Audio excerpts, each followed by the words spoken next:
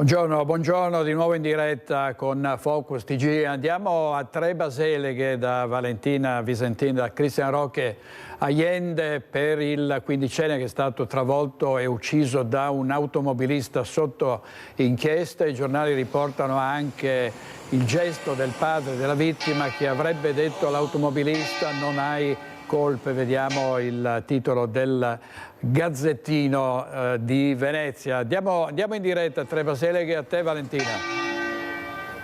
Sì, buongiorno direttore, noi siamo a Trebaseleghe, il paese dove viveva Martin Pattaro, il quindicenne che ieri ha perso la vita ieri pomeriggio mentre era in sella alla sua bicicletta. Stava pedalando lungo uno dei luoghi più suggestivi di questo comune, la Treviso Ostiglia, una sana biciclettata che però si è risolta in una tragedia purtroppo, perché mentre il ragazzo stava affrontando un attraversamento nel comune di Loreggia è stato investito da un automobilista che secondo appunto quanto ricostruito e quanto ha dichiarato alla polizia locale del Campo San Pierese non avrebbe proprio visto uscire Martin dal sentiero e lo ha travolto. Un impatto violento, il ragazzo è stato scaraventato a terra e purtroppo quando i soccorsi sono arrivati per lui non c'era già più nulla da fare. Sul posto è arrivata la famiglia, il papà e la mamma di Martin, la mamma che è stata colta da malore. Il papà, con un grandissimo gesto davvero di umanità, ha avuto parole di perdono per l'automobilista che era lì sotto shock e non si dava pace per quanto è accaduto. È un'intera comunità, quella di Trebaseleghe, che oggi si è svegliata nel dolore e che purtroppo deve adesso organizzare i funerali di Martin, che la data non è ancora stata fissata, ma era davvero un ragazzo dalle mille passioni e una di queste era proprio la bicicletta. Infatti, a differenza di tanti coetanei, i pomeriggi li amava trascorrere pedalando lungo la Ostiglia, ma aveva anche la passione della break dance, frequentava da 5 anni una scuola del paese, la fotografia. Era nato a Castelfranco e a Castelfranco stava frequentando l'istituto per grafico. A settembre avrebbe dovuto cominciare la seconda superiore, la prima l'aveva passata brillantemente. È un ragazzo impegnato nella comunità, come ricorda anche la sindaca di Trebaseleghe, Antonella Zoggia, che non conosceva personalmente la famiglia ma sapeva che il ragazzino Martin era davvero un bravo ragazzo, anche molto impegnato.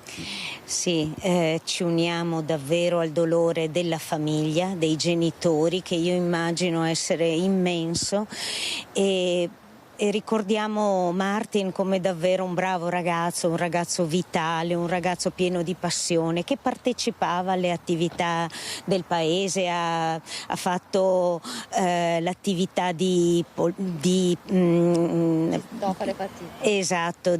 Ci sto a fare fatica, che è una sorta di laboratorio di cittadinanza attiva per i giovani. E poi sicuramente l'ho incontrato in tante occasioni di festa, quando partecipava col suo gruppo di ballo.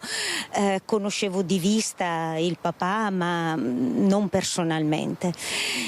E niente, posso solo dire che dobbiamo essere rispettosi e davvero affrontare questa fatalità che è tragica e senza spiegazioni. Grazie Sindaco per questo ricordo di Martin. Noi, prima di restituire la linea, vi lasciamo con il servizio di cronaca che purtroppo ricostruisce quanto è accaduto ieri intorno alle 5 in via Malfattini a Loreggia. E la linea poi può tornare allo studio. La mountain bike rossa nel Fossato doveva essere una pedalata spensierata lungo la ciclabile dell'Ostiglia per Martin Pattaro, ma mentre affrontava un passaggio pedonale a Loreggia in via Malfattini, il ragazzo è stato investito da un'auto che l'ha centrato in pieno mentre era sulle strisce pedonali. Un botto fortissimo, non l'ho proprio visto, avrebbe detto sotto shock il conducente dell'auto che ha investito Martin. Un impatto talmente violento che il quindicenne, sbalzato nel fossato, è morto sul colpo. Quando sono arrivati i medici del 118 non hanno potuto far altro che constatarne il decesso. Sul posto anche la polizia locale del campo Sampierese per i rilievi e per ricostruire la dinamica dell'incidente. Martin Pattaro era uscito dalla sua abitazione di Tre Baseleghe verso le 16:30, intorno alle 17, la tragedia. Un ragazzo con tanti interessi e passioni come quella per la break dance, studente dell'Istituto Rosselli a Castelfranco Veneto, avrebbe iniziato la seconda superiore a settembre. Nelle scorse settimane aveva preso parte anche all'iniziativa Ci sto a fare fatica, che coinvolge gli adolescenti in piccoli impieghi per sistemare le aree pubbliche comunali. Sul luogo della tragedia sono arrivati i genitori. La mamma ha accusato un malore ed è stata ricoverata in ospedale a Campo San Piero. Sotto shock anche l'investitore, un 31enne di Piombino Dese, sottoposto subito ai test clinici per appurare le sue condizioni psicofisiche al momento dell'incidente. È indagato per omicidio stradale. La data dei funerali di Martin verrà fissata nei prossimi giorni. Grazie a Valentina Visentin. Una notizia che è arrivata poco fa, si tratta di un incidente, lo vediamo dalla prima pagina sempre del Gazzettino, un incidente tra treni sulla linea Brennero-Trento, ci sono feriti, una carrozza del regionale esce dai binari dopo lo schianto, vedremo di darvi degli aggiornamenti. Più tardi ci collegheremo con Roncade per i funerali del piccolo Carlo, il bambino di 6 anni che è morto in mare a Cavallino Treporti. Ci sarà il nostro inviato Christian Arboit, ma andiamo avanti con gli incidenti stradali. Purtroppo a Istrana, come vi abbiamo detto ieri, un'auto è piombata nel giardino di una casa a ridosso di una rotatoria. Un 31enne miracolato dopo essere stato estratto incolume dalle lamiere, ma qui si corre troppo, dicono i residenti. Questa notte, appunto nel cuore della notte, ho sentito un forte boato e ovviamente l'ho collegato subito a un incidente. Come spesso accade qui in questa strada, purtroppo la gente corre troppo. E proprio la velocità folle potrebbe essere all'origine della spaventosa carambola che ha portato l'auto condotta da un 31enne trevigiano a piombare letteralmente nel giardino di questa abitazione privata in via Postioma Istrana, a ridosso della grande rotatoria sulla Postumia Romana. È l'1:30 quando il mezzo, come un proiettile, prima abbatte un palo della luce sulla rotonda, poi finisce contro il muro della casa dall'altra parte della carreggiata, scavalcando il marciapiede. È qui che la corsa, anziché fermarsi, quasi accelera, con l'auto che viene catapultata nel giardino interno tra i rami della vegetazione. Una traiettoria impazzita. In casa c'è il proprietario. L'allarme è immediato. Inizialmente nemmeno i residenti riescono a capacitarsi della dinamica. Ci facevamo delle domande perché abbiamo detto: ma se vanno sempre dentro? A un certo punto ho detto: guarda che la macchina è finita dentro nel giardino. Mi fa: ma come nel giardino? Sì, perché vanno dentro.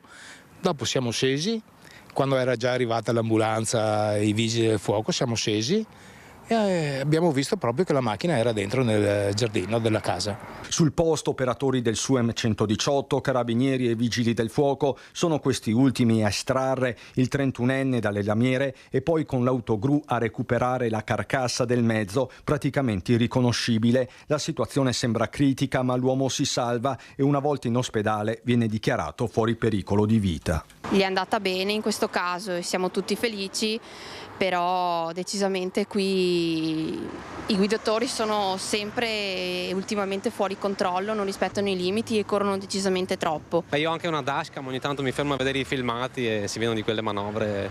Comunque sì, come ha già detto lei, questi sono 2 rettilinei, quindi vi lascio un po' immaginare. Manovre azzardate. Beh, anche sì, comunque si corre perché appunto c'è il rettilineo, è libero e c'è chi si lascia andare. Un po' di attenzione per la strada bisogna metterla, perché altrimenti veramente è peggio di un bollettino di guerra. Una serie interminabile di incidenti. Ha perso il controllo del SUV Porsche, un uomo ha sfondato un muretto e si è ribaltato e miracolosamente illeso. un cinquantenne imprenditore di Castelfranco che è stato colto da un colpo di sonno al volante in via Roma ieri a Longarone. L'urto violento ha distrutto un muretto di recinzione e i detriti volati come proiettili hanno danneggiato alcune vetture che lì erano parcheggiate. L'imprenditore, protetto dai dispositivi di sicurezza della vettura, è uscito illeso dall'abitacolo e ha rifiutato il trasporto in ospedale. Per rimuovere i detriti auto sono arrivati i vigili del fuoco, mentre per i rilievi sono intervenuti i carabinieri di Longarone. L'incidente ha causato pesanti rallentamenti al traffico. Ed è stata chiusa ancora una volta la strada statale 51, la Alemagna, perché stanotte c'è stata una notte di pioggia intensa e c'è una polemica in corso, furibondo il sindaco di San Vito di Cadore. Andiamo in diretta da Fabio Fioravanzi con Stefano Bozzi per la parte tecnica. A te Fabio. Quella che Stefano Bozzi sta inquadrando è Croda Marcora. Chiedo scusa se mi sentite magari un po' con un tono di voce alto, ma diversamente non mi sento perché oggi è giornata davvero di traffico sulla strada statale 51 di Alemagna. A Tai c'erano lunghe code in discesa, siamo col sindaco di San Vito. 51 di Alemagna che questa notte è rimasta chiusa fino a credo alle 6:30 di questa mattina perché Ponte Venco c'erano dei sospetti e fra l'altro, se Stefano riesce a inquadrarlo, vedete c'è una vettura gialla che è dell'ANAS, perché come previsto questa mattina ci sono dei controlli in atto perché la statale è riaperta, però ovviamente sempre con la consueta prudenza. Certo. Preciso che sono il vice sindaco, non il sindaco. No, il vice sindaco, se non si è capito, se non si è sentito chiedo scusa. Il sindaco Franco De Bon ci mancherebbe. Naturalmente, sì, appunto mi ha delegato per questo intervento. Chiaramente come diceva il traffico siamo intorno a Ferragosto, per cui è molto forte e ci rendiamo conto delle difficoltà e anche dei disagi, non solo dei turisti ma anche delle tantissime persone che abitano lungo la valle del Boite e devono recarsi a Cortina per lavoro. Purtroppo la priorità è la sicurezza in assoluto, per cui grazie anche alla strumentazione che è stata apposta nei giorni scorsi per controllare qualsiasi precipitazione e quindi il rischio di movimentazione delle colate detritiche, anche ieri sera visto che c'era stato un grosso temporale, è scattato il semaforo rosso e la chiusura fino alle 6 circa di questa mattina. Oggi poi è riaperto, anche se c'è stato un piccolo piovasco, diciamo, verso le 9:30, non sufficiente per allertare e movimentare i sensori che in collegamento, eventualmente se viene superata una certa soglia in termini di millimetri di pioggia sul tempo, non sono scattati, per cui anche in questo momento, anche se il cielo è coperto, fortunatamente non piove e quindi il traffico è regolare. Devo dire che sta piovendo, da quello che sentiamo, da quello che ci dicono, molto di più in pianura che in montagna. Siamo però in giorni di allerta meteo, non soltanto per oggi, ma forse anche per domani, anche per venerdì, quindi in realtà il rischio di nuove chiusure non è del tutto né escluso né escludibile. Assolutamente no. Come dicevo prima, la priorità è la sicurezza di chi transita o per turismo o per lavoro sulla statale 51 di Alemagna, nella fattispecie in questa zona del Ponte del Venco, dove da giugno naturalmente siamo sottoposti a forte pressione in relazione alla frana che c'è stata su Marcora, le più frane state su Marcora e le conseguenti colate detritiche che sono arrivate fino statale. Ma grazie al lavoro veramente encomiabile e puntuale di molti enti, e parlo della provincia, parlo della regione, parlo della protezione civile, parlo dell'ANAS, c'è stata una grossa attivazione con con il posizionamento dei pluviometri, degli accelerometri, cioè tutta quella strumentazione altamente tecnologica che ci permette in tempo veramente brevissimo, prima che succeda l'invasione delle colate detritiche sulla strada, di bloccare il traffico in modo da mettere in sicurezza le persone che transitano, che per noi è la cosa più importante. Come dicevo prima, ci rendiamo conto dei disagi, però la sicurezza prima di tutto. Ricordiamo, parlando di disagi, lei citava giustamente le persone che lavorano, che da San Vito vanno a lavorare a Cortina e che devono tornare a casa e che si trovano magari di notte la strada chiusa. Si sono viste automobili con le targhe schermate, coperte, per passare lo stesso, rischiare questi 15 secondi per non fare un'ora e mezza il giro lungo. A queste persone che fanno così, le hanno fotografate di notte, prima di salutarci, lei cosa vuole dire? Voglio dire innanzitutto che, come abbiamo visto, vero, nei filmati, anche mascherare le targhe con sacchetti di plastica, sacchetti di carta, guanti eccetera, è un comportamento assolutamente inaccettabile e chi di dovere eventualmente indagherà, perché pensiamo che queste persone o sono da sole o hanno a bordo anche altre persone, ci si chiede dov'è la responsabilità civile di queste persone. Insomma, è un comportamento assolutamente inaccettabile, non ha niente a che vedere con un comportamento civile, rispettoso delle regole e anche delle segnalazioni dei pericoli che, grazie appunto a tutti gli enti ai quali accennavo prima, è possibile considerare la strada comunque in ogni caso sicura, sia da transitare che eventualmente fermarsi e aspettare che torni verde oppure prevedere di fare un po' di strada in più, ma la sicurezza vale bene un po' di tempo e un po' di qualche chilometro in più da fare, insomma. Ringraziando il vice sindaco di San Vito di Cadore, grazie per la linea, noi da qui abbiamo concluso. Grazie molte Fabio Fioravanti e Stefano Bozzi, il nostro operatore. Oggi in regia Italo Morao e Mattia Pizzai. Adesso vediamo gli sviluppi dell'inchiesta sull'uccisione di due ragazzi che in scooter sono stati uccisi da un automobilista che ha invaso la loro corsia. C'è lutto nei loro due paesi, Montorso ed Arzignano. L'uomo sarebbe risultato positivo all'alcol test. Da una parte le indagini per far chiarezza sul tragico incidente di Ferragosto, dall'altra il dolore vivo, intenso per la morte di Giulio e Mattia, insieme sulla moto che lungo la strada provinciale 31 Valchiampo ad Arzignano si è scontrata con la macchina guidata da un cinquantenne. L'uomo di Arzignano è stato subito sottoposto all'alcol test dalla polizia locale Ovest Vicentino, test che è stato inviato dall'ospedale di Arzignano al servizio di medicina legale di Verona. Gli esiti, che devono ancora essere formalizzati, verranno poi comunicati all'autorità giudiziaria. La procura, a quanto risulta, avrebbe aperto un'inchiesta per duplice omicidio stradale e l'indagato, che avrebbe già affrontato l'interrogatorio di garanzia davanti al giudice per le indagini preliminari, sarebbe ai domiciliari. Intanto la comunità di Montorso, dove Mattia Cardascia si era trasferito con la famiglia da un paio di anni dopo essere cresciuto ad Arzignano, si stringe attorno alla famiglia del giovane e del suo amico Giulio Pizzolato, che viveva proprio nella città del Grifo. Un dolore, quello che unisce Montorso ad Arzignano, che porta molti alla preghiera. Giovedì 21 agosto, nella chiesa di Villaggio Giardino di Arzignano, è previsto il rosario congiunto per i due ragazzi, mentre alle 9:30 di sabato 23 agosto, nel Duomo di Ognissanti di Arzignano, verrà celebrato il funerale di Mattia.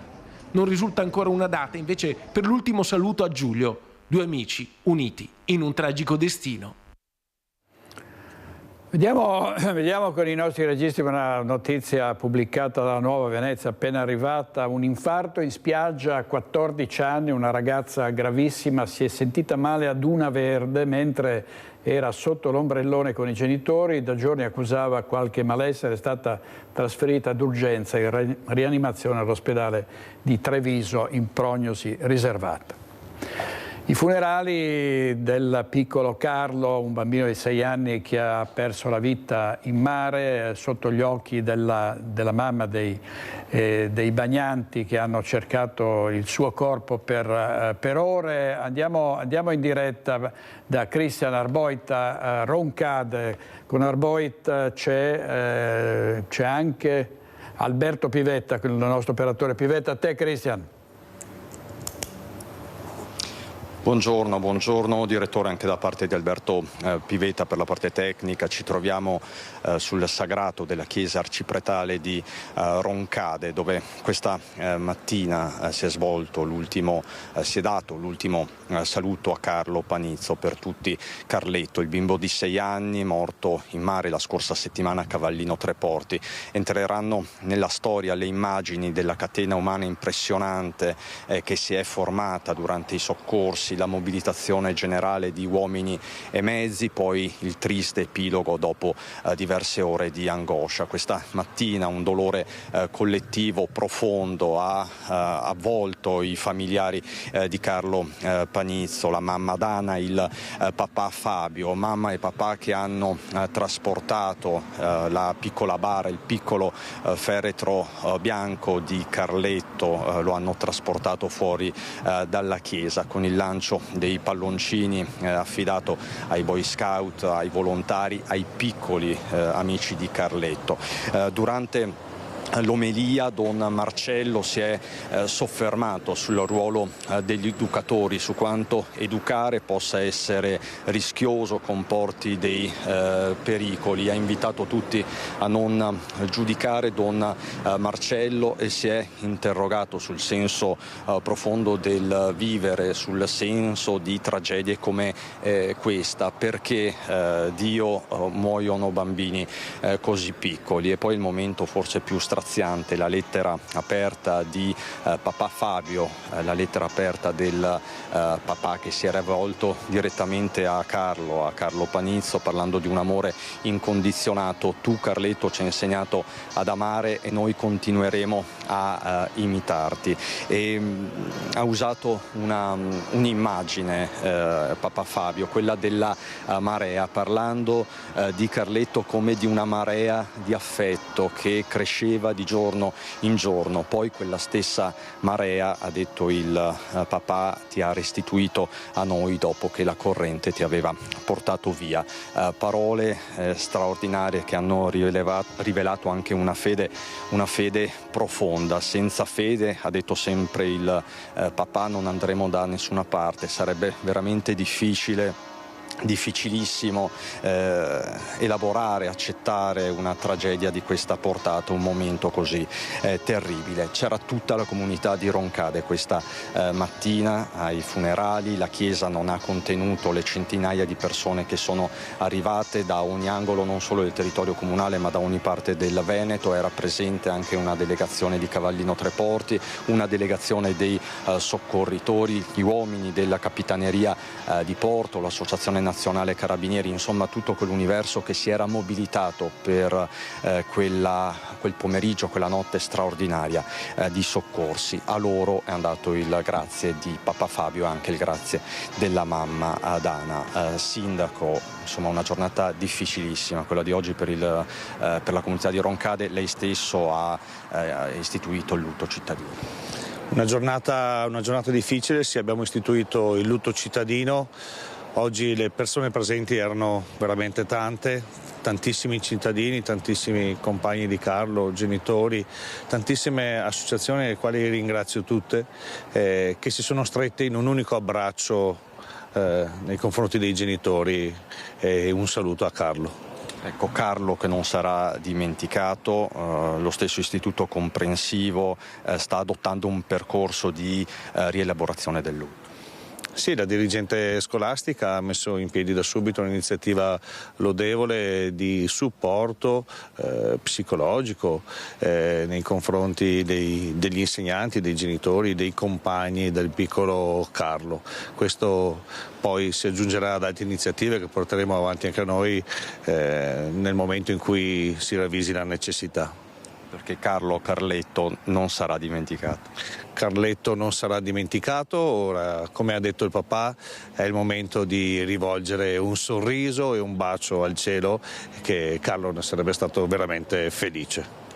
E non si dimenticherà di Carletto la maestra Camilla, e ci lasciamo proprio con questa testimonianza che ci racconta appunto questo bambino di soli 6 anni, ma che già aveva riempito la vita di tanti. Con le parole della maestra Camilla, direttore, ti restituisco la linea con Alberto Pivetta da Roncade. Io ricordo gli occhi di questo bambino, dei 2 occhi che brillavano di bontà, di pace. Era un bambino solare, era un bambino che stava vicino a tutti i bambini, li aiutava, non c'era bisogno di dirgli cosa doveva fare, sapeva lui che cosa doveva fare e faceva sempre la cosa giusta, interveniva proprio nel momento giusto in cui bisognava dire qualcosa, con un abbraccio, con un sorriso, con una parolina. Era un bambino speciale, veramente speciale. Maestra Camilla, il papà ha detto era amore incondizionato. Ah sì, è vero questo, perché lui, ma io non mi ricordo di averlo mai visto litigare, parlavo anche con la mia collega di questo, io non ricordo di averlo mai visto litigare perché risolveva tutto con un sorriso, magari veniva a dircelo, però prendeva sempre l'adulto come riferimento per sedare appunto questi problemi che potevano essere tra bambini, ma non alzava mai le mani, era un bambino veramente, aveva qualcosa di speciale dentro e ce l'ha donato in tutti questi anni a noi per quelle ore che l'abbiamo avuto con noi e alla sua famiglia che lo ama intensamente come lui li ama intensamente. Grazie molte a Christian Arboit e ad Alberto Pivetta, i nostri inviati a Roncade. Non sarà eseguita l'autopsia sul corpo del 38enne che è morto a Rosà dopo essere uscito di strada con il suo scooter. Grande la commozione in paese dove Christian Alberti era conosciuto e ben voluto. Non si conosce ancora la data dei funerali di Christian Alberti, il 38enne di Rosà, morto martedì all'alba dopo essere uscito di strada con il suo scooter in via Pacelli. Era praticamente arrivato a casa, mancavano 300 metri quando Christian Alberti ha perso il controllo del mezzo. Sull'incidente stanno indagando i carabinieri, ma la procura di Vicenza ha deciso di non procedere con l'autopsia e quindi la salma è stata restituita alla famiglia. Era l'una passata da alcuni minuti quando alcuni automobilisti di passaggio hanno lanciato l'allarme chiedendo l'immediato intervento del 118. Ai sanitari arrivati sul posto le condizioni del 38enne sono apparse da subito disperate. Vana la corsa all'ospedale San Bortolo di Vicenza dove l'uomo è morto poco prima delle 5. Christian Alberti viveva con i genitori che in questi giorni non erano a casa e sono rientrati di corsa a Rosà. Operaio in un'azienda di Pozzoleone, il 38enne era conosciuto e stimato in paese dove tutti lo consideravano una persona buona e sempre disponibile.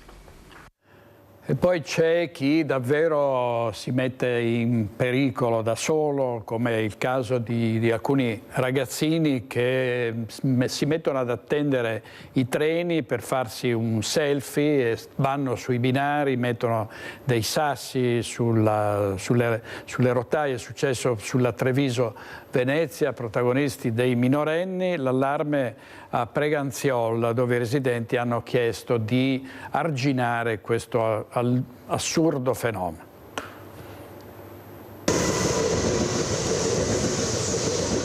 Ti confermo che ci sono e fanno questi brutti giochi nei binari proprio del treno o dei selfie. Per dire, è successo, facevano dei selfie, aspettavano che il treno arrivasse e si spostavano all'ultimo o mettono cose sui binari. Purtroppo sì. Si siedono anche sui binari a farsi i selfie, sono pericolati, diciamo, non hanno paura di nulla. Un'estate al limite, pericolosa per sé e per gli altri. È una fotografia inquietante quella che arriva da questo angolo di Preganziol tra San Trovaso e Frescada, a ridosso dei binari della ferrovia, sulla tratta Treviso-Venezia. Diverse le segnalazioni che parlano di ragazzini, 14-15 anni, in prevalenza italiani, completamente fuori controllo. Non solo selfie mentre passa il treno, tra loro si sarebbe insinuata anche un'altra, chiamiamola così, moda. che è quella di mettere i sassi sui binari e aspettare che il treno passi per vederli appunto partire. Una volta che partono, dove vanno a finire? Nelle zone circostanti, nei giardini privati, se va bene, non prende nessuno. A lei è capitato? A noi è capitato di trovarne uno in giardino. A facilitare la gang c'è un sottopasso che di per sé sarebbe interdetto al traffico pedonale, ma che di fatto viene utilizzato anche per bivaccare, come raccontano indumenti a terra, cartacce e rifiuti. Da qui l'accesso ai binari è facile e proprio da qui passano i ragazzini per le loro follie. Abbiamo chiamato spesso la Polfer, ma purtroppo non hanno personale a sufficienza per poter mandare qualcuno. In realtà nel recente passato gli stessi residenti hanno tentato un dialogo con questi ragazzi e non sempre il confronto è andato a buon fine. Sono andata di persona a sgridarli e a mandarli via, praticamente ho detto non è il posto per giocare o per mettersi in mezzo a fare chissà che, insomma. Esatto, sono andati via. Fanno tanto un po' i sbruffoni, no, fatti gli affari tuoi, eccetera, però purtroppo succede, sì. E poi continuano. Continuano, poi si spera sempre, si fa sempre il segno della croce che non succeda niente, perché purtroppo è un rischio grande. Non è rara poi l'attivazione delle procedure di sicurezza per la presenza di persone sui binari. Quando capita, il treno decelera a 30 km all'ora e procede a vista, fischiando continuamente. Tra i residenti si chiedono delle contromisure. Non so se sia bastevole chiudere il sottopasso o se bisogna alzare, che ne so, una rete, qualcosa che impedisca il passaggio proprio alla ferrovia diretto. C'è un via vai continuo di persone e quindi non si capisce bene che cosa vadano a fare, insomma, e quindi è un posto che non è controllato. Il mio messaggio è che la vita è una e che il gioco non so se qua valga la candela, magari evitare senza dubbio che si facciano un esame di coscienza anche per i genitori a casa, che penso che sappiano una cosa del genere, davvero il pensiero è tanto, ecco.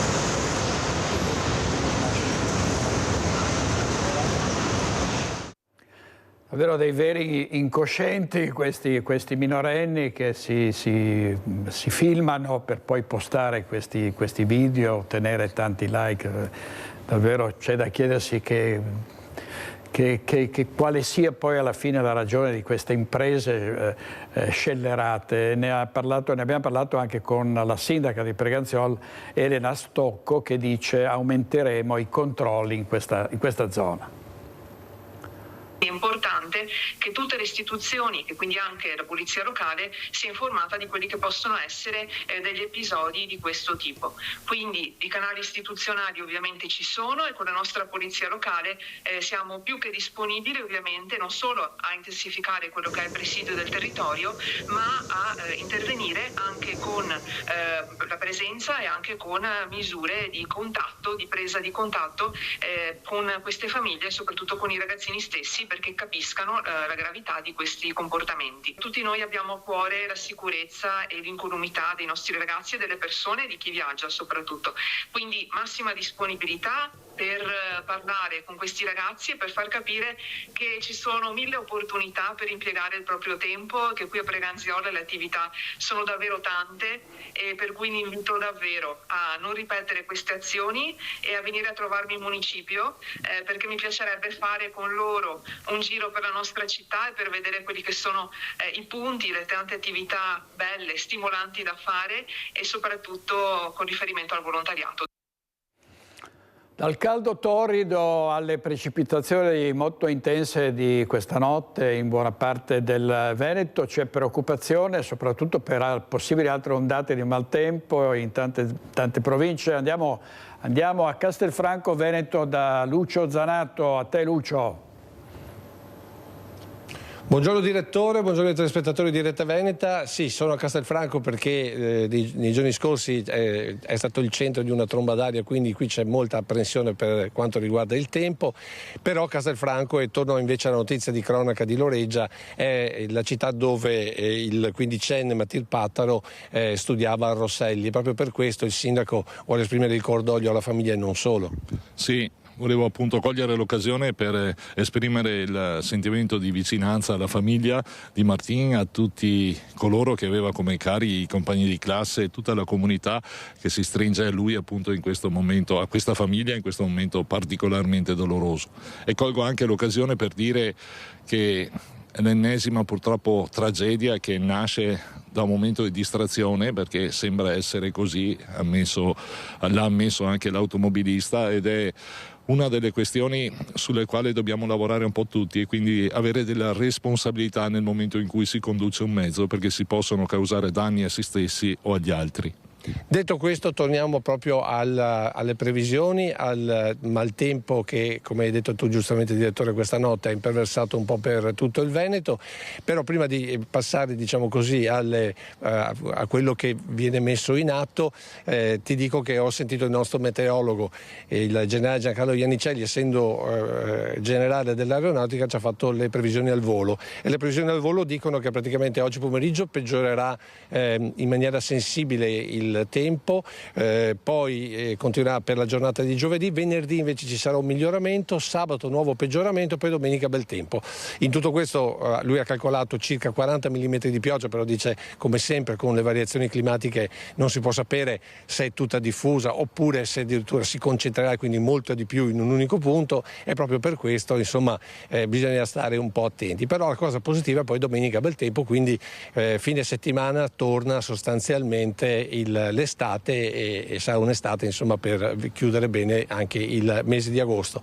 Detto questo, torniamo a Castelfranco. Perché? Perché Castelfranco, come ho detto prima, è stata al centro di una diciamo di una vera e propria tromba d'aria, proprio per questo c'è molta apprensione per le variazioni del tempo. Ecco, cosa importante, sempre Iannicelli ha detto, la pioggia di questa notte ha abbassato la temperatura media, di conseguenza lo scontro tra temperature molto alte e nubi invece a temperatura bassa, che creano vortici, trombe d'aria, problemi di vento e non solo, anche grandi, dovrebbe essere scongiurata proprio da questo, diciamo, rimodellamento delle temperature.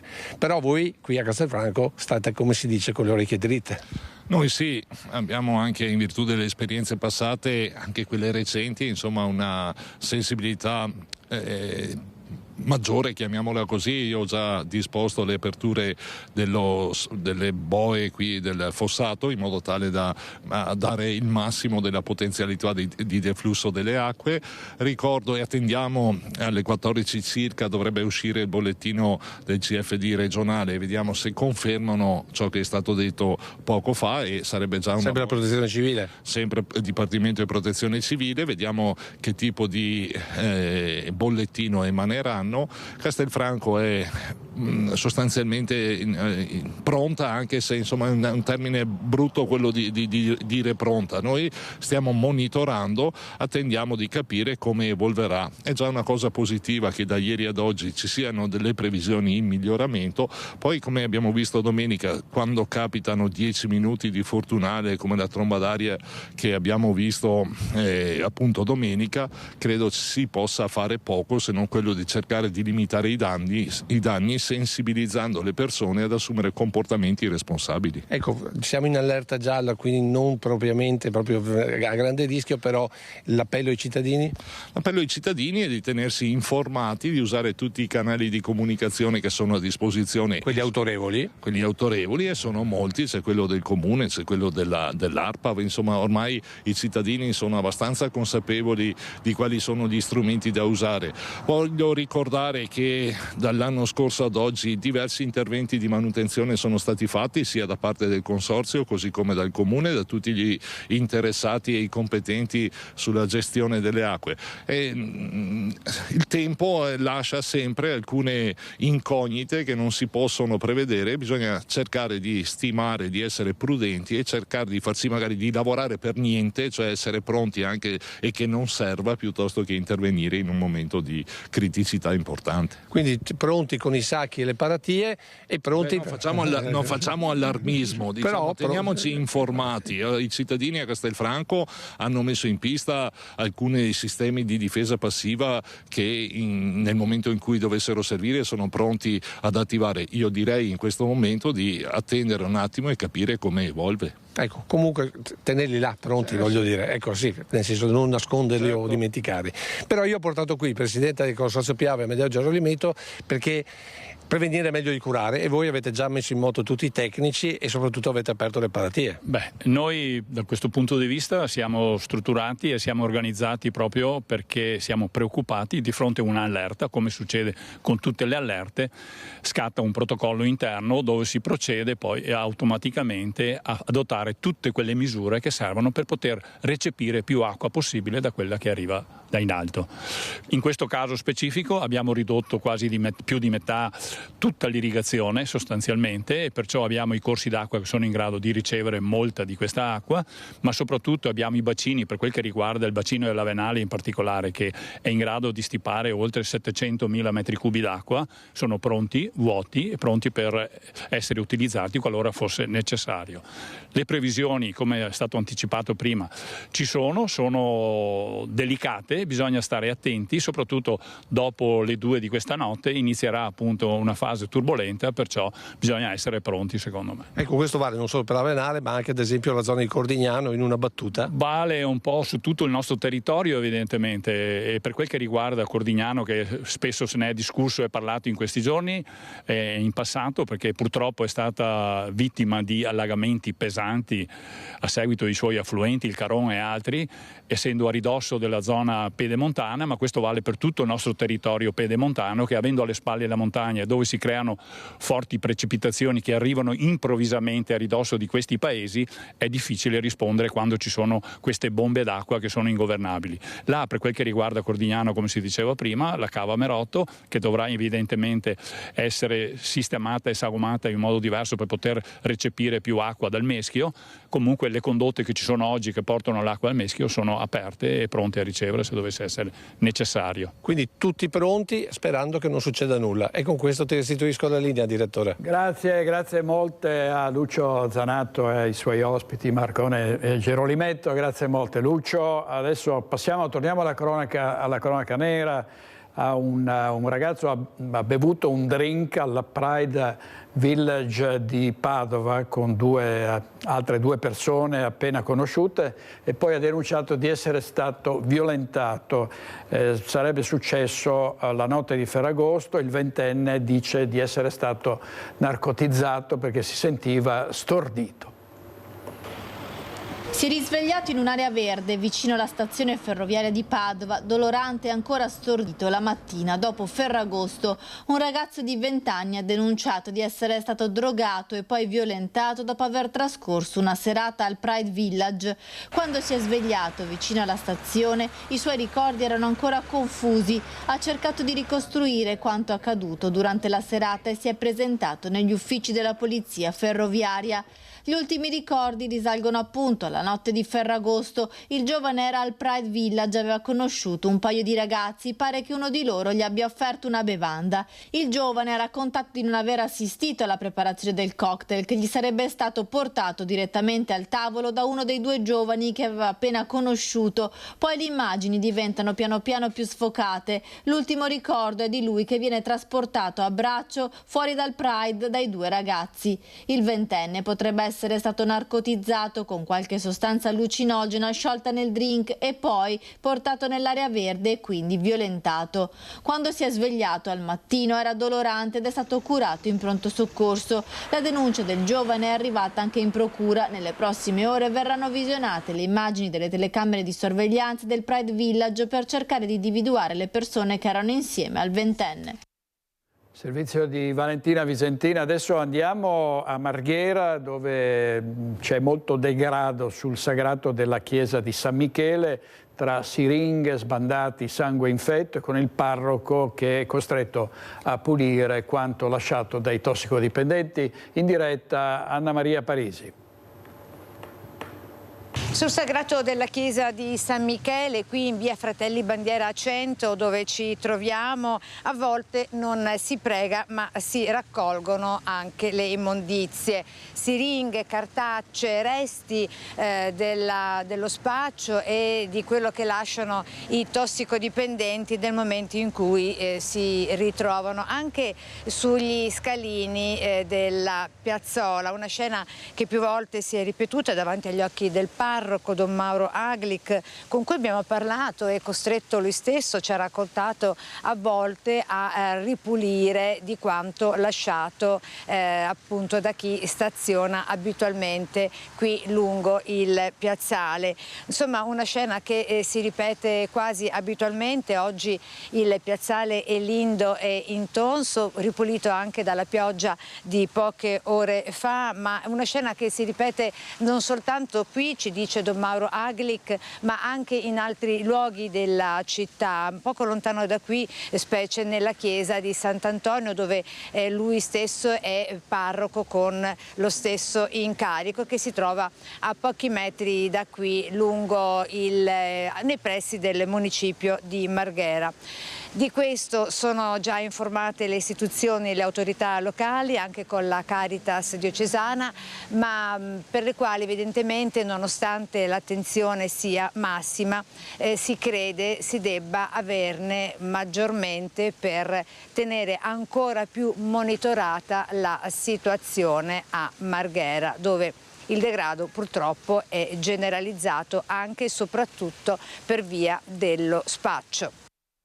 Grazie Anna Maria Parisi, a Sandro Ponchi, il nostro operatore. Ancora cronaca, i furti in abitazione è un disastro, un flagello senza fine, con ancora arresti nel Padovano. Per fortuna ogni tanto vengono presi i ladri.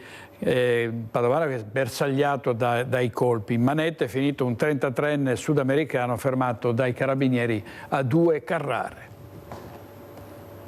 È stato quel particolare, il furgoncino Volkswagen Caddy blu visto aggirarsi in modo sospetto nel quartiere prima del furto avvenuto la notte del 14 agosto a 2 Carrare. Un dettaglio che la vittima dell'ennesima razzia in abitazione ha raccontato ai carabinieri di Abano Terme, e così in poche ore sono riusciti a fermare il ladro. Grazie a questo dettaglio noi abbiamo visionato le immagini dei sistemi di videosorveglianza del comune di 2 Carrare, perché il fatto era avvenuto lì a 2 Carrare, con la collaborazione della polizia locale di 2 Carrare, e da lì è iniziata tutta un'attività che ci ha portato a intercettare appunto l'autore di quel furto. I militari hanno diramato la descrizione del mezzo e con l'aiuto della polizia locale lo hanno individuato ancora a 2 Carrare mentre si aggirava, forse in fase di sopralluogo.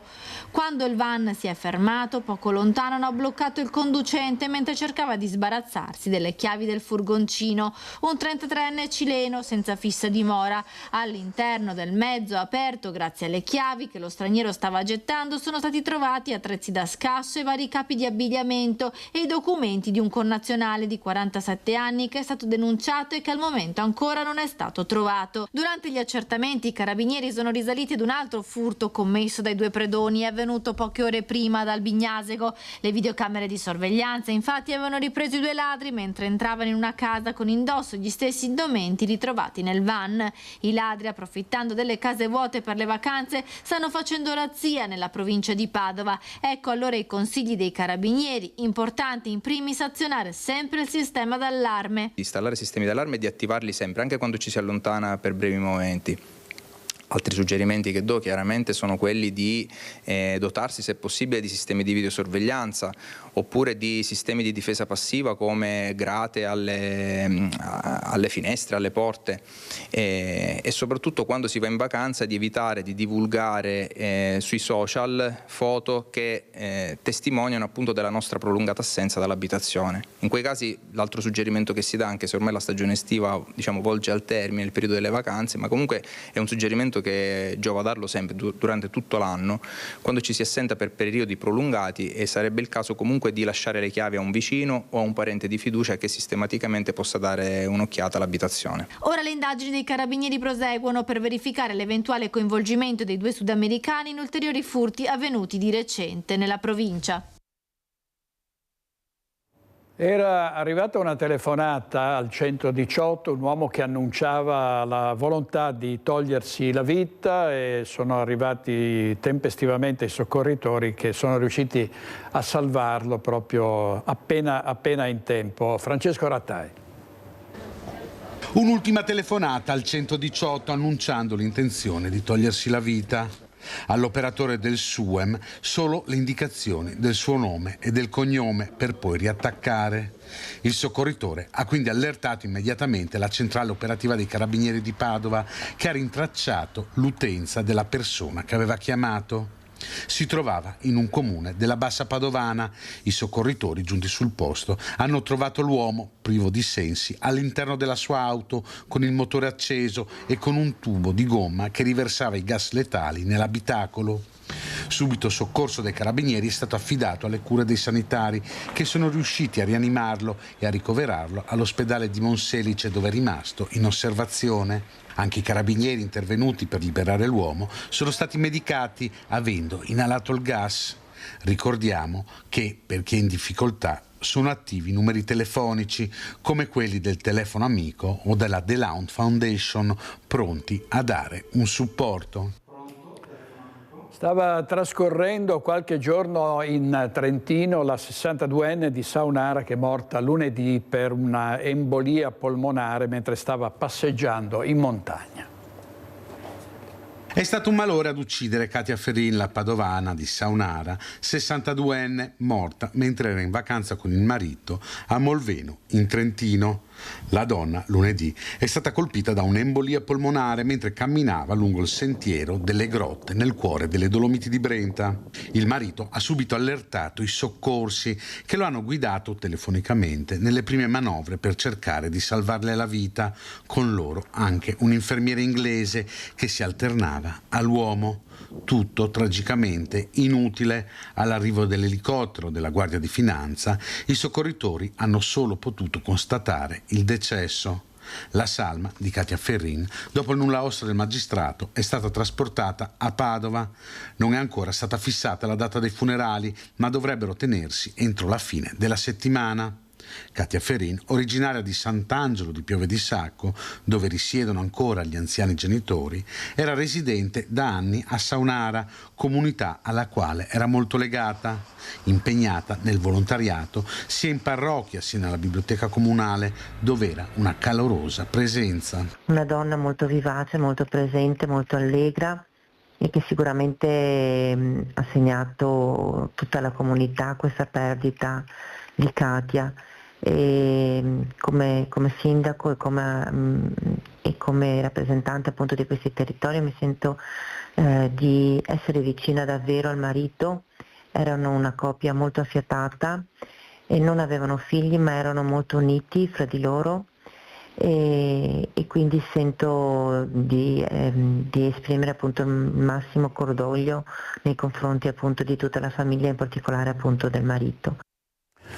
Una notizia dal Mattino di Padova: a Monselice è morto Dino Dardengo, antiquario e fondatore di Radio Monselice 2, si è spento a 65 anni, era un antiquario appassionato, pittore ed ex fondatore della Radio Monselice 2, lascia un segno profondo nella comunità e nel mondo dell'arte.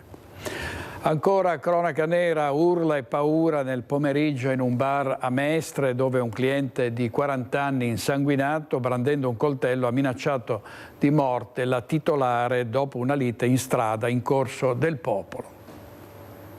Hai preso il coltello da noi, coltello da noi qua.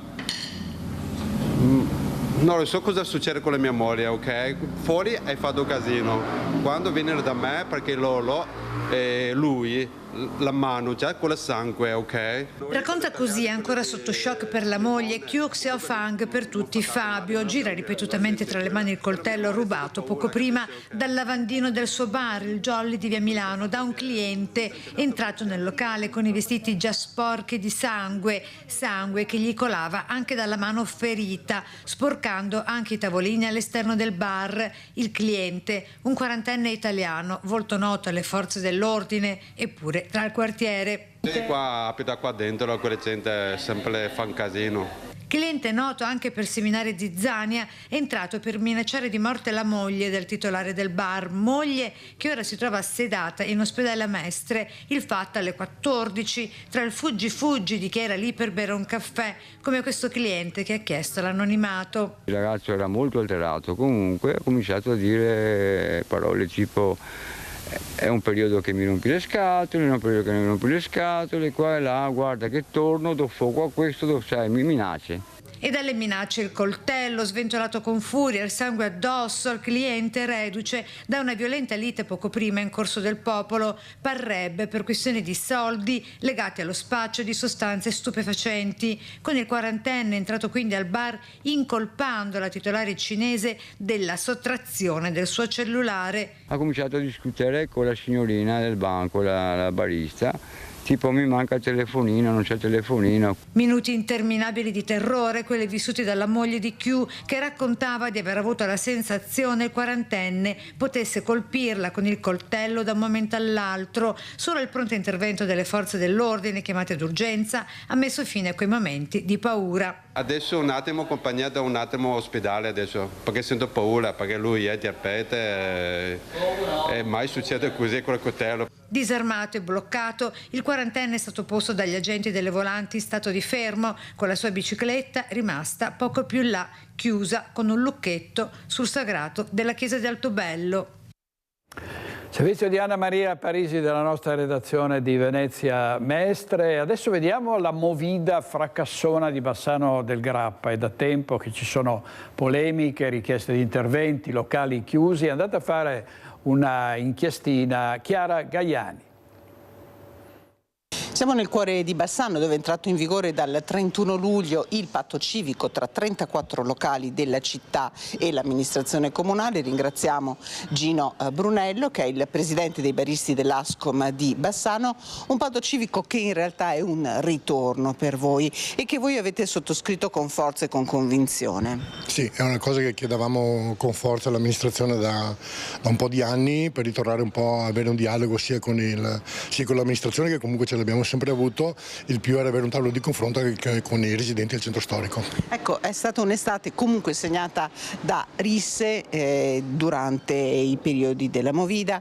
Anche nell'ultimo fine settimana i controlli della polizia locale hanno evidenziato un fenomeno, quello di alcol che viene distribuito ai minorenni in alcuni locali e di locali che continuano a servire l'alcol dopo la mezzanotte. Voi fate un controllo anche in diretto, segnalate queste situazioni? Le situazioni più critiche vengono sempre segnalate quando scappano un po' dal controllo o escono veramente dalle regole. Poi per quanto riguarda le risse c'è sempre stato un controllo. È logico che magari due che litigano in mezzo a 3.000 persone fa più clamore queste due persone che 3.000 persone che si divertono. Però con questo patto civico, con l'assunzione anche degli educatori, come li chiama l'assessore, che non sono altro che dei bodyguard, c'è molto più controllo su tutti i locali. Ecco, i bodyguard, tutti i locali si sono dotati di questa figura? Allora, non tutti i locali, sono solo sui locali dove ci sono degli assembramenti, dove vengono creati degli eventi o dove vanno ad ostruire il passaggio delle autovetture. Ecco, c'è stato un vero cambiamento nelle ultime 2 settimane dalla sottoscrizione. Tra l'altro non tutti i locali hanno aderito, ci sono un centinaio di locali che sono nel centro di Bassano. Voglio sottolineare anche questa cosa qua dei locali che non hanno aderito. Noi abbiamo cercato di fare il patto civico a tutti quei locali dove c'era l'occasione di creare assembramenti, di creare qualche difficoltà al passaggio. È logico che se andiamo a mettere un bodyguard sul ristorante non ha nessun senso, perciò 34 sembra un numero piccolo, ma è quasi la totale partecipazione di locali dove lavorano dopo le 11 e mezza di sera nel centro storico. Ecco, questa è sicuramente una cosa molto buona. Le vorrei chiedere un'altra cosa: quest'estate come sta andando? Direi che l'afflusso di turismo ce n'è tantissimo, durante il giorno si vedono veramente tantissimi turisti. Mi pare, sentendo anche un po' l'assessore, che il patto civico sta anche dando i suoi frutti. Speriamo che continui ad andare bene. Dopo, ripeto, è una cosa che ci rivedremo sia con l'amministrazione che con il centro storico ogni fine dell'anno o all'inizio dell'anno nuovo, per vedere quali sono un po' i punti da rivedere, un po' i punti delicati. È una cosa che comunque andrà sempre un po' modificata a seconda anche un po' dell'andamento delle stagioni. Del resto, diciamo che se da un lato sicuramente la movida fracassona crea disturbo, dall'altro però la presenza di persone rende vivo un centro storico e anche lo rende più sicuro. Beh, sicuramente questo è il biglietto da visita un po' di Bassano, siamo un po' famosi per questa cosa qua. Tenere questo numero di persone che vengono a divertirsi nel modo corretto è il nostro ideale, logicamente. Poi noi cerchiamo di fare il meglio, speriamo che vada sempre tutto bene, insomma. Grazie a Chiara Gagliani da Bassano del Grappa. Vediamo la prima pagina dell'Arena di Verona, si schianta contro il cantiere del cavalcavia di Viale Piave, grave un 72enne, poi lo scontro fra i treni regionale e merci a Trento, di cui vi avevamo parlato prima. Il bilancio sarebbe di 2 feriti lievi, però nel frattempo tutti i treni sono stati sospesi, quindi è chiusa la linea, il traffico ferroviario in direzione del Brennero. Andiamo in pubblicità, state con noi, torniamo subito.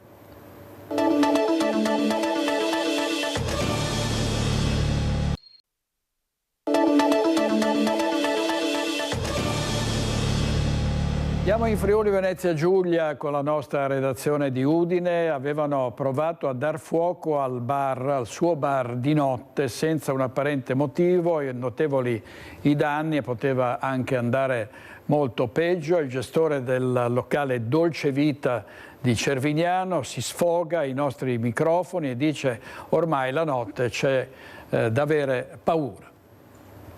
Apro la porta, sono stato preso dal fumo che era all'interno, sono corso verso praticamente il magazzino e ho visto praticamente quanto era accaduto. Un'ondata di fuoco verso le 3:30 della notte ha invaso il bar Dolce Vita a Cervignano. Un episodio doloso innescato dal versamento di liquido infiammabile da una finestra sul retro. Alle 6:20, quando il proprietario è arrivato, ha trovato solo fumo e distruzione. Era un carrello, quello della spesa, che si è praticamente liquefatto e le bottiglie con il calore e tutto il resto sono cominciate a scoppiare e hanno spento, perché il fuoco è rimasto circoscritto qua. Il calore enorme che è all'interno del locale ha fatto sì che i monitor sono sciolti, la televisione si è sciolta pure, come anche si sono sciolti anche il telaio dell'aria condizionata. Con una bombola del genere, se scoppiava, oltre a che poteva fare ulteriori danni, poteva anche presentarsi anche piani superiori, insomma. Il tutto a pochi metri dalla palazzina Ater di via Brumatti, dove lo scorso 14 dicembre l'incendio doloso, anche qui di un motorino, distrusse l'intero garage della struttura, che è ancora inagibile. Guardate, lì c'è la palazzina Ater e a pochi metri c'è il retro del locale del signor Maurizio, la Dolce Vita. Hanno tagliato la zanzariera, hanno trovato naturalmente l'inferriata e per cui non hanno potuto versare più di tanto accelerante, come è stato definito dai vigili del fuoco di Cervignano, dando fuoco poi dopo allo stesso. Ora la conta dei danni, ci vorrà almeno un mese prima di riaprire. Ma io le chiedo, ma chi può aver fatto una roba del genere? Quello che ci domandiamo anche noi, non lo so, perché io non ho mai avuto screzi con nessuno, anche perché comunque alla fine è un locale prettamente diurno. Cervignano ultimamente sta diventando un posto da aver paura a uscire veramente la sera. Dovrebbe essere anche un momentino anche l'amministrazione comunale che cerchi anche di sviluppare qualcosa. Abbiamo un centro di accoglienza praticamente e questi ragazzi che sono lì li vedi ogni tanto passeggiare, hanno creato dei danni e sì, i tanti altri miei colleghi, i cittadini di Cervignano sanno come si vive qua a Cervignano e che in realtà ci sono esattamente qua a Cervignano dopo una certa ora, insomma, ecco, per cui diciamo di avere veramente paura. Servizio di Giorgia Bortolussi, adesso Omar Costantini della nostra redazione di Udine ci dice che cosa è successo all'ospedale. All'ospedale ancora aggressioni ai danni del personale medico ospedaliero. Un fatto che teniamo costantemente monitorato e che ci preoccupa piuttosto in maniera importante, anche perché questi fatti avvengono con una certa frequenza e ultimamente sembra che aumenti. L'Ordine dei Medici di Udine interviene con fermezza dopo l'ultimo episodio di violenza subito dal personale infermieristico sanitario all'ospedale cittadino a Ferragosto, dove un 32enne marocchino in evidente stato di alterazione dopo aver fumato cannabis è stato arrestato per aver aggredito una dottoressa e 2 infermieri nel pronto soccorso. Il pronto intervento delle forze dell'ordine ha evitato il degenerare della situazione. Purtroppo in questo 2025 si sono registrati parecchi episodi di violenza non solo a Udine, ma anche in altri nosocomi della provincia friulana da parte di pazienti, impazienti, che per vari motivi hanno aggredito verbalmente per via diretta il personale, procurando ferite con alcuni di loro costretti a giorni di assenza dal lavoro per curarsi e riprendersi dopo la violenza subita. L'Ordine dei Medici sottolinea la professionalità sempre in prima linea da parte del personale e del prezioso contributo fornito in tempo zero dalle forze dell'ordine per prevenire e reprimere i reati. Esattamente, sì. Tutti fanno il loro lavoro perché sia il personale sanitario, i medici, le forze dell'ordine, l'azienda sanitaria, tutti, però dobbiamo tutti farci un esame di coscienza e dire che la sanità è di tutti e stiamo tutti lavorando per fare del bene alle persone e le persone devono darci anche una mano. E torniamo in Veneto a Castelfranco, dove c'è cordoglio per la morte a soli 48 anni di Elisa Furlanetto, mamma di una bimba di 4 anni, sposatasi il 30 luglio scorso con il presidente del Consiglio Comunale Gianluca Di Donè. Dopo una lunga convivenza aveva scoperto di essere affetta da un tumore poco dopo il parto. A lungo ha lottato con coraggio contro la malattia fino a che nei giorni scorsi, poco dopo il matrimonio, la situazione è precipitata. Decine di messaggi di vicinanza e cordoglio ricevuti dalla famiglia. In queste ore il funerale di Elisa Furlanetto sarà celebrato sabato 23 agosto alle ore 10:30 nella chiesa della Pieve. A Vicenza il cantiere TAV in Viale San Lazzaro entra nel vivo ed inizia a predisporre l'abbattimento della prima palazzina della città che verrà buttata giù per le esigenze dell'alta velocità e ci saranno ovviamente anche altre demolizioni. La città che verrà nel segno della TAV. Un agosto ad alta intensità per i lavori dell'alta velocità che sono iniziati nella porta ovest di Vicenza, Viale San Lazzaro. Sì, sono iniziate le prime attività legate alla demolizione del condominio di Viale San Lazzaro 23 che porteranno poi nelle prossime settimane all'abbattimento completo di tutto il condominio. Il cantiere TAV entra nel vivo. In Viale San Lazzaro verrà abbattuta la prima palazzina di Vicenza, spazzata via dal futuro chiamato alta velocità, con un vero e proprio restyling per diversi quartieri della città. Intanto oggi si inizia a scavare con le prime demolizioni sotterranee. In quel condominio lì c'era il garage interrato che adesso ne stanno demolendo il soffitto, il tetto, che è diciamo il piazzale posteriore, quello che dà sulla ferrovia del condominio, per poi procedere a delle attività temporanee, a dei supporti temporanei per poter poi aggredire tutta la restante struttura che è quella che è diciamo sopra terra. Il condominio di Viale San Lazzaro verrà demolito, ma non in agosto. Per ora si sta facendo tutta quell'attività che viene definita di strip out. La palazzina viene spogliata di finestre, termosifoni, porte e così via, finché non resteranno solo i muri. A quel punto si partirà con le operazioni di abbattimento. Attualmente stanno smontando tutte le parti interne dell'edificio e stanno interrompendo le tubazioni, le condotte, le utenze, diciamo così, e in maniera da poi avere un edificio, una struttura in cemento libera da tutta una serie di altri materiali per poi procedere effettivamente proprio con la demolizione vera e propria della struttura. A Vicenza i lavori prevedono la demolizione di 10 edifici che coinvolgeranno 160 famiglie e circa 330 residenti tra via Marcello e via Boccherini, Viale San Lazzaro, Viale Verona e via Calte. Verrà abbattuto anche l'ex albergo cittadino che ospita circa 80 persone indigenti. In Viale San Lazzaro, quando si procederà alla demolizione della prima palazzina, la strada verrà ridotta a una sola corsia. Per quanto riguarda questo specifico condominio che sarà oggetto di abbattimento nelle prossime settimane, si renderà necessaria la chiusura di una delle 2 corsie di Viale San Lazzaro che portano verso la città per poter garantire la sicurezza di chi transita lungo la strada, in modo da evitare che ci possano essere detriti che possano cadere nel traffico sottostante. A Bassano del Grappa una pioggia di messaggi in redazione a sostegno della riapertura del teatro Astra. Mirko Cavallin. Con la fine di agosto si avvicina la conclusione del primo atto del recupero del Teatro Astra di Bassano. I lavori per la sistemazione della copertura, iniziati la scorsa primavera, sono in fase avanzata e presto torneranno le gru per smontare tutta l'impalcatura utilizzata per chiudere la voragine creatasi nel corso degli anni. Da qui a capire se quel palco tornerà ad ospitare spettacoli ed eventi, di strada ancora se ne deve fare molta. Non ci sono soldi, ha detto il sindaco Nicola Finco, che punta a utilizzare le risorse per sistemare gli edifici scolastici. Il canovaccio di questa storia comprende anche l'ipotesi di intervenire sulla sala da ponte tramite un accordo con la parrocchia. Il finale non è ancora scritto e potrebbe avere ancora dei colpi di scena, per rimanere nella metafora. Quel che è certo è l'amore profondo e viscerale che i bassanesi e non solo hanno dimostrato rispondendo alla nostra sollecitazione su cosa fare col Teatro Astra. La nostra redazione è stata letteralmente sommersa da messaggi di sostegno all'ipotesi del recupero e della restituzione alla città.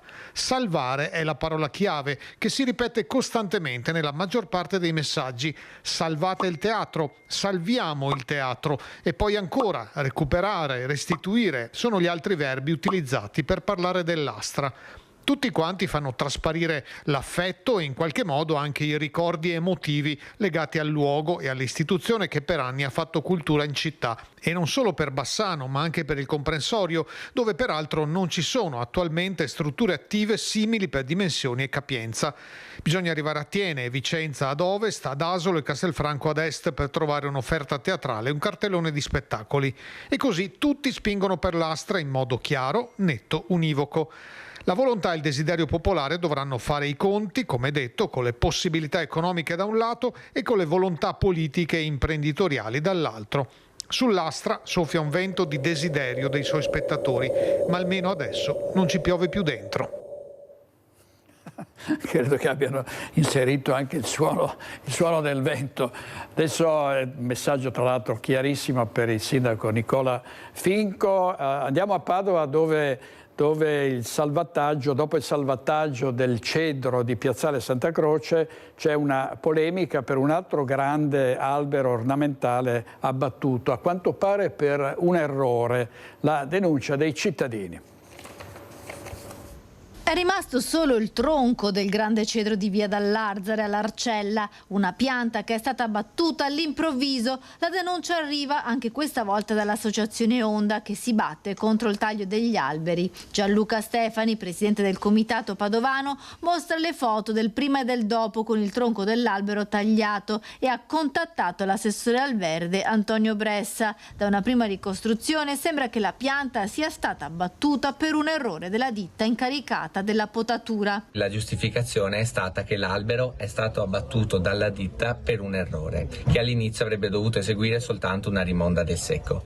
Il fatto risulta di una gravità inaudita e inaccettabile. Chiediamo che l'assessore, il settore verde e la ditta si prendano le loro responsabilità, perché quello che è accaduto non può passare inosservato. L'assessore Antonio Bressa ha assicurato che la ditta pagherà il costo dell'albero. Il comune di Padova in questo caso è parte lesa. Un errore assolutamente grave che è stato commesso da questa ditta, quindi il comune è parte lesa in questa vicenda. Gli operai erano mortificati quando hanno capito di questo errore, però nulla può giustificare il fatto che sia stato comunque abbattuto quest'albero ingiustamente, per cui stiamo procedendo con un'azione che prevede un rimborso del valore sia ambientale che ornamentale del cedro e sempre a carico della ditta, oltre a rifondere queste spese, ci sarà la messa a dimora il prima possibile di un nuovo cedro, quindi della stessa specie, e già di 5 metri di altezza, nello stesso sito. L'ordine di servizio del comune è pubblico e vi si legge potatura per i comitati, però resta un errore molto grave data la perdita della grande pianta ornamentale. L'associazione Onda, attraverso un legale, sta preparando un accesso agli atti per presentare poi un esposto alla procura e chiede che la cittadinanza intera si costituisca come parte civile. Voglio rassicurare sul fatto che non è mai successa una cosa del genere e vigileremo affinché non succeda, e quindi si tratta di un episodio assolutamente isolato. Iniziate a Marostica le verifiche della ditta incaricata dei parchi cittadini per la messa in sicurezza delle aree attrezzate per i giochi dei bambini. Dopo i grandi interventi di verifica successivi all'ultima ondata di maltempo dei nostri parchi cittadini per quanto riguarda alberature e piante di grandi dimensioni, adesso la verifica tocca a tutte quelle giostre e attrezzi ludici che sono installati nei nostri parchi. Sono 14 parchi cittadini del comune di Marostica dove, grazie a un investimento consistente negli anni passati, sono presenti un'ottantina di giochi destinati ai più piccoli, scivoli, castelli, altalene, tanti i piccoli cittadini che vi hanno trascorso le liete spensierate, ma anche questi giochi mostrano i segni dell'età. Proprio questi saranno analizzati da una ditta incaricata con l'obiettivo di verificarne la sicurezza in vista di una manutenzione o di una sostituzione. Devo ringraziare il grande sostegno da parte dei comitati e gruppi di quartiere che hanno sempre aiutato l'amministrazione nel monitoraggio. Ora però, visto anche la vetustità di alcune giostre, è giusto mettere un punto, fare una verifica puntuale di tutti i parchi, chiudere momentaneamente le giostrine che non sono più agibili, mandarle in demolizione e sostituirle. Proprio per questo abbiamo dato questo incarico a una ditta esterna che provvederà alla verifica puntuale, proprio per darci la possibilità di avere un cronoprogramma per i prossimi 2 anni per sostituire tutte quelle che sono le difficoltà strutturali che possiamo andare a incontrare. Già chiuso il parco di via Walter Tobagi a causa della presenza di alcune giostre pericolose. Gli incarichi per la sostituzione di questi giochi sono già stati affidati. Corre per passione e per desiderio Andrea Torresani, il 37enne ultramaratoneta di Bassano che nel giorno di Ferragosto ha realizzato uno dei suoi obiettivi percorrendo l'intera tratta della ciclabile del Brenta partendo da Trento.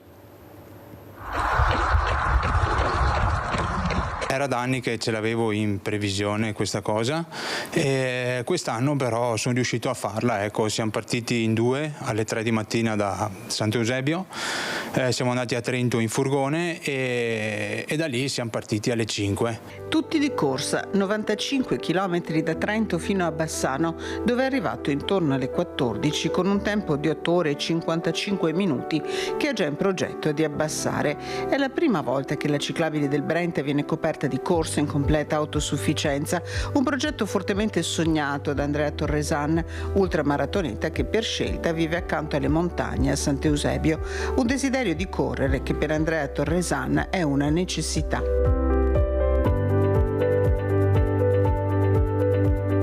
Personalmente sento il bisogno di correre e lo sentivo già da quando è iniziato un po' il tutto, cioè nel 2014 facendo il Cammino di Santiago mi ricordo che anche in quell'occasione sentivo l'esigenza di fare le cose correndo.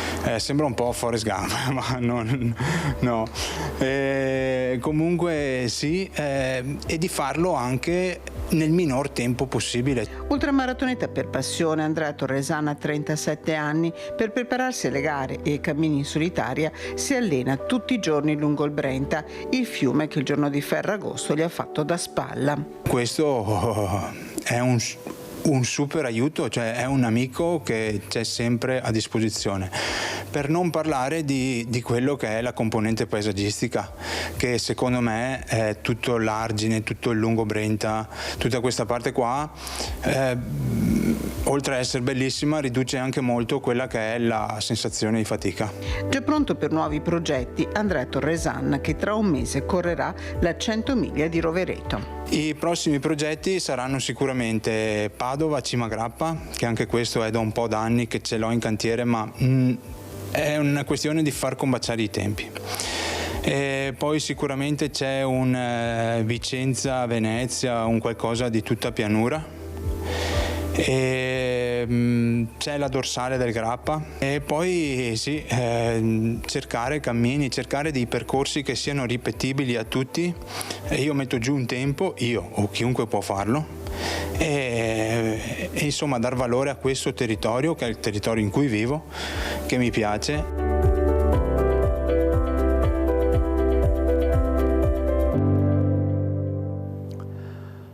Di nuovo 2 minuti di pubblicità, state con noi.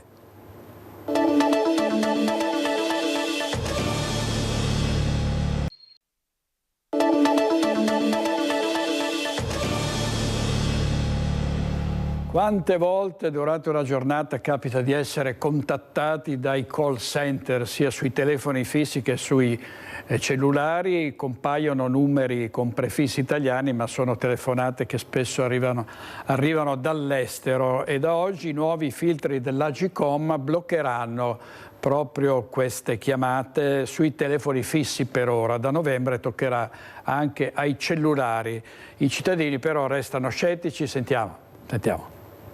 Comunque ho più numeri bloccati che quelli in rubrica. Stop alle chiamate spam dei call center. L'Agcom impone il blocco sui telefoni fissi e dal 19 novembre scatteranno i filtri anche per i cellulari. Io, mia moglie, i ragazzi, tutto, li blocchiamo, però niente da fare, arrivano sempre. Ovviamente sono sempre lì che ti chiamano, è anche un disturbo proprio della persona, ogni volta che rispondi apri, tu aspetti una chiamata magari seria e invece sono sempre truffe di questo genere, scoccia veramente tanto. Secondo il Codacons, ogni italiano riceve in media tra le 5 e le 8 telefonate commerciali a settimana.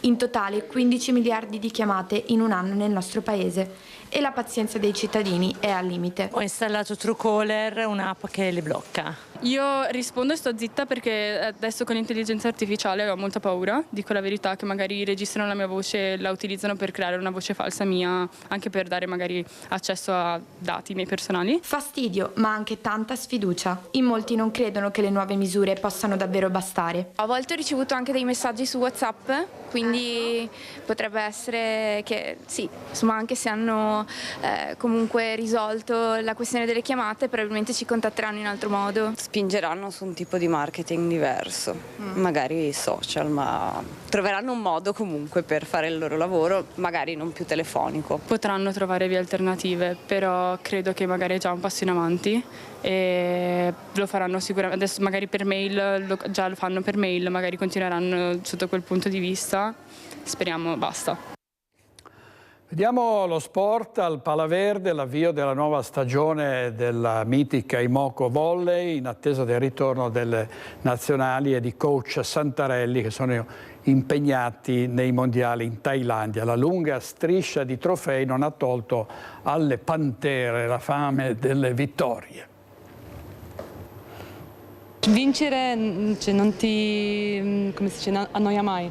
Parola di Capitan Voloz al Palaverde con le compagne, veterane e volti nuovi, con cui la Prosecco Doc Imoco Volley difenderà nella stagione 2025-2026 il titolo di campione d'Italia ed Europa. Prima parte della preparazione atletica in attesa del ritorno delle nazionali impegnate nei mondiali in Thailandia, come pure mister Daniele Santarelli alla guida della Turchia. Ma chi ha già vinto tutto, che obiettivi si dà? E adesso cerchiamo di rifarlo ancora, non c'è mai limite, diciamo. Il nostro obiettivo è sempre lo stesso degli anni scorsi, lavoreremo come gli anni scorsi per ottenerlo. Sarà difficile, come sempre. Però questa società ci ha sempre dato la possibilità di poterci esprimere al meglio e di poter pensare veramente solo alla pallavolo, e ci ha sempre messo nelle condizioni migliori, quindi sono fiduciosa. Lo sappiamo bene che tutti ci vogliono battere, però noi dobbiamo fare ancora di più. Questa è la nostra idea, di fare ancora di più, perché altre si sente già l'aria sulle spalle.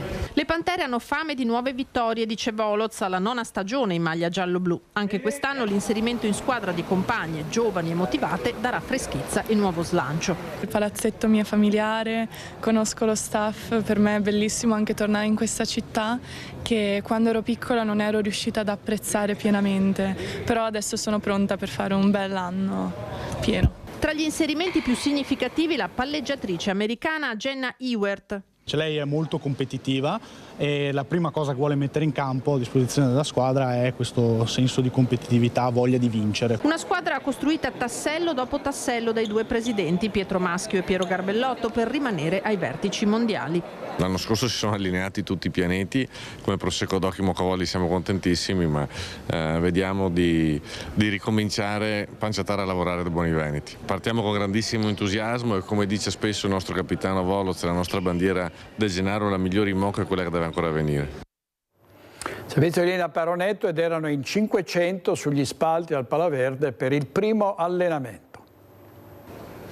Se coach Daniele Santarelli gli allenamenti li segue tramite una piattaforma a cui è collegato dalla Thailandia, forse non in diretta visto il fuso orario, chi vi assiste dal vivo sono i tifosi della compagine giallo-blu. In 500 al Palaverde per l'avvio della preparazione stagionale e la presentazione delle nuove arrivate. Tifosi non solo dalla Marca, Vicenza, Pordenone, Rovigo, partenza di mattina presto per essere al Palaverde alle 10 e assistere al primo allenamento. È una squadra fantastica e merita. Merita venire anche quando è estate? Certo, e seguire anche gli allenamenti anche durante tutto l'anno. Curiosità per vedere com'è oltre, diciamo, dentro le quinte, perché sì, le partite sono una cosa, ma respirare un po' di moco. La scorsa stagione sono state 111.000 le presenze sugli spalti al Palaverde e anche in un martedì mattina d'agosto il popolo dei fedelissimi delle Pantere riempie la tribuna. In campo la nuova Imoco 2025-2026 che inizia la preparazione con l'aiuto delle giocatrici delle giovanili. Tra il pubblico ragazzi e ragazze che amano questo sport anche al di là del tifo. Tu giochi a pallavolo? Sì, giocavo, ma quest'anno smetto. Perché? Perché vado all'università e non riesco a combinare. Però c'è un po' di tristezza quando si molla uno sport come questo. Sì, perché comunque lo praticavo da 6 anni e quindi non tornare ad allenarmi sarà un po' strano, ecco. Spero che ci vediamo, immagino tutti in Piazza Civa con stessi moni e stessi sorrisi che l'anno scorso, quindi significa che vinceremo qualcosa. Ciao. Allenamenti che proseguiranno tutta la settimana, salvo venerdì, sempre a porte aperte alle 10 al Palaverde. Andiamo a Vicenza, il Giro della Rua ritorna la tradizionale festa cittadina il 13 e il 14 settembre. A Vicenza si festeggerà in centro storico la tradizionale sfilata della Ruetta, si svolgerà il 13 settembre con partenza dalla Chiesa dei Carmini e raggiungerà Piazza dei Signori. Carlo Alberto Inghilleri. Dopo 6 anni torna il Giro della Rua a Vicenza il 13 e il 14 di settembre, un'edizione che vede proprio il coinvolgimento attivo dei consigli di quartiere. Il Giro della Rua è la festa della città, è la festa dei cittadini e delle cittadine di Vicenza e quindi, siccome i consigli di quartiere sono gli organismi che abbiamo deciso appunto di delegare la partecipazione attiva di quelle che possono essere appunto iniziative anche della città, saranno i protagonisti di questa edizione. Un corteo che partirà alle 16:30 dalla Chiesa dei Carmini in Corso Fogazzaro, proseguirà appunto per tutto il Corso Fogazzaro, Corso Palladio per arrivare in Piazza dei Signori, guidati dalla Ruetta che rimarrà appunto anche in esposizione anche tutta la domenica 14. È tutto per questa edizione di Focus TG. Gli ospiti di stasera a Focus: Antonella Argenti, Laura Besio, Sonia Brescacin, Mario Fabris, Francesco Pontelli, Michele Toaldo, Roberto Tonellato e Cristian Zara. Grazie molte ai nostri registi Italo Moravo e Mattia Pizzaia. Arrivederci, buona giornata.